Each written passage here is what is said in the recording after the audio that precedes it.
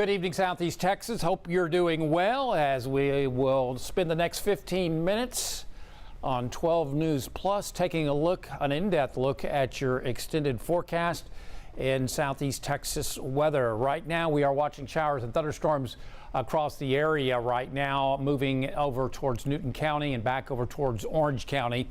Scattered showers and storms this evening and again Thursday and Friday. It looks like Saturday will be our best chance of shower and thunderstorm activity, and then we go back down, but still scattered showers and thunderstorms Sunday, Monday, and Tuesday of next week. Scattered showers and thunderstorms, that's between a 30 and 50% coverage. So Thursday and Friday, and then Sunday, Monday, and Tuesday. Saturday looks like maybe as much as a 60 to 70% coverage. So been an active day over Southwest, really over Louisiana, as we got things cranking earlier this afternoon over towards Baton Rouge and Mandeville.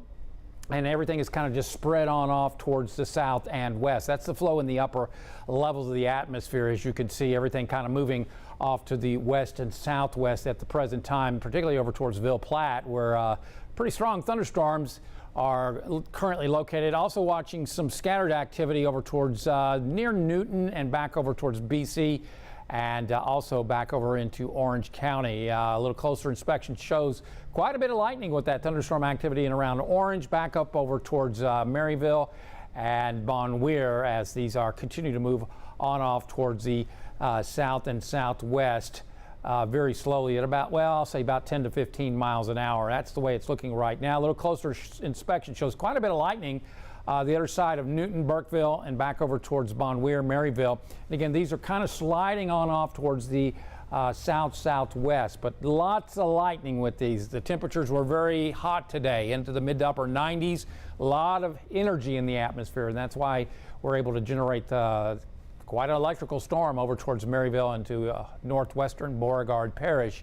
And again, so heads up over towards Newton and maybe off over and towards central sections of Newton County over the next hour or so as these continue to head off to the south and east. Kind of surprising here also the amount of lightning and also the shower and thunderstorm activity really picking up in through northwestern Cameron Parish and southern sections of Orange County, the other side of Port Neches, back over towards Orange and also Bridge City, also seeing quite a bit of lightning. Let's check in with the rainfall rates. And again, it looks like the heaviest rainfall is just to the north of Bridge City, indicating some 3-inch rainfall rates. So that's heavy rainfall coming down in through sections of southern Orange County. So looks like there could be a little street flooding out of this. Otherwise, checking in with the winds, well, we do see a little bit of hail. Let's take a look at that. Little inspection there. Hail scan does show some hail, so wouldn't be surprised if the Weather Service over in Lake Charles issued a warning out of that. This is probably moving off towards the southwest, it looked like the last scan. So a little bit of hail to the southwest of Orange at this present time. As far as winds, yeah, I'm not surprised at all. I was looking at this earlier over in the northern sections of Beauregard Parish. The wind's probably kicking up around 60 miles an hour. And also in through just to the east of Bridge City, getting some returns. Now, that's not terrible. Let's see, over into Beauregard Parish. That's not terrible either, so I'd have to do a little closer inspection. But could be a little bit of wind, but it's mainly off towards the east. And again, a little bit of hail over towards southern sections of Orange County. I don't see anything that stands out looking at this for widespread severe weather. Excuse me. Otherwise, our forecast for tomorrow calls for a 30% coverage of showers and thunderstorms here in the Triangle. I think we'll get to 97 under partly sunny skies. And tomorrow afternoon, modeling just not picking up on that. We'll go with a 30% coverage here in the Triangle, and for the Lakes area, 30 to 40% coverage. Again, when you get temperatures in the mid to upper 90s, they're going to have a lot of lightning with these. We've seen this many times before.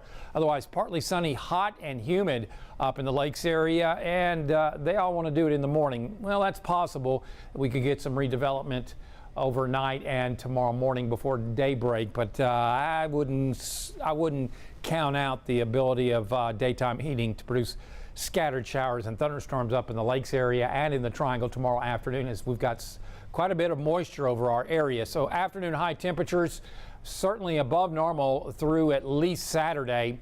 Our normal high this time of year is now 94. Now, today, through August the 13th is the hottest time of the year. Climatologically speaking, our normal high is 94. After the 13th of August, on the 14th, the normal high goes back down to 93, and we start lowering those afternoon high temperatures. As far as rainfall, give it a 30, maybe 40% coverage coming up Thursday and Friday. Saturday, we're going to be watching an upper level disturbance head our way from the north. So we're going to go with a 60 to 70% coverage, and it's going to be late day with quite a bit of activity expected coming from the north, and then about a 40 to 50% coverage coming up Sunday, Monday, into Tuesday before we start drying out by next Wednesday. And as you can see very clearly, the moisture moving into the area. We track moisture because that enables us to see whether or not we're going to see clouds and the threat for rainfall. And as you can see, moisture levels are not bad today as the moisture is beginning to increase across the area. It does something like that. So as you can see, Friday and Saturday and Thursday, lots of deep tropical moisture. It's way up the scale here, as you can see. So that is likely to maybe produce some locally heavy rainfall if you get one of those cells like over towards Bridge City and Orange County right now. That's really dumping heavy rainfall there. But as you can see, high pressure is over towards West Texas, and we've been watching this disturbance in the eastern Gulf, not producing much in the Gulf as far as upper level, or at least shower and thunderstorm activity. It's in the upper levels, and it's pulling this moisture our way. So it's going to be on top of us here the next several days across southeast Texas. As you can see, I've delineated or colorized the areas where there is the deepest or the most moisture in the atmosphere, and it's very lining up very well to show exactly where the shower and thunderstorm activity is occurring. So that's again one of the reasons why we track moisture in the atmosphere. That's where the shower and thunderstorm activity is occurring. So okay, now this is the newest run. These models, the models that I'm using, is updated every hour. So quite a bit of thunderstorm activity in through Orange County. It's picking up the activity up towards Newton County. Put this into motion, so it looks a little wetter. I'm not sure if that's going to be quite that kind of coverage. Certainly a 30 to 40% coverage, could be more. But as we head towards later on tonight, should gradually wind down. But otherwise, tomorrow, let's see if we can get things to pop. Yep, there we go in the afternoon. I think it's going to be a better coverage than that. About a 30 to 40% coverage across southeast Texas. Again, moisture is coming in from the east. The motions are towards the west. There's the upper level disturbance. There's the moisture, that surge of moisture arriving tonight and tomorrow, and it sticks around right on through the weekend. Then we're going to see the weather coming from the north. Here's the disturbance right here. That's going to push a chance of shower and thunderstorm activity, I think a complex of thunderstorm activity possible as we head towards late Saturday. So a good chance of shower and thunderstorm activity coming in as we work on into Saturday, and another disturbance coming in on Monday. We'll keep the chances of shower and thunderstorm activity in the forecast at least through Monday. Then high pressure, as you can see, the outer periphery of it tries to build in from the west. So rain chances may start going down as the atmosphere starts drying out. A northerly flow usually brings drier air into our area and shoves it off towards the east. This is a wonderful pattern as far as we go into, say, the weekend for the northwest Gulf of Mexico this time of year. And you know what I'm talking about. You want that high right where it is through New Mexico, West Texas, right on through September. That would be ideal. Of course, it's not going to do that, but that would be a wonderful pattern to have. In the tropics, we're in good shape. Nothing expected over the next 7 days. On the Gulf tomorrow, slightly choppy seas, around 2 feet are expected, and westerly winds at 10 knots. Our forecast tonight, a 30, maybe 40% coverage you saw, particularly over into Orange County and Newton County, where temperatures will drop tonight into the mid to upper 70s and lower 80s tomorrow. we're expecting a 30 to 40% coverage. Still going to be a hot day because we're on the outer periphery of that high. We'll expect heat indices anywhere between 103 and 106. So we'll go about a 30 to 40% coverage. I still think highs in the middle to upper 90s are quite doable. And taking a quick look at your 7-day forecast before we review radar real quickly. Again, about a 30% expected coming up Thursday and Friday. Of course, a little better chance tomorrow up in the lakes area.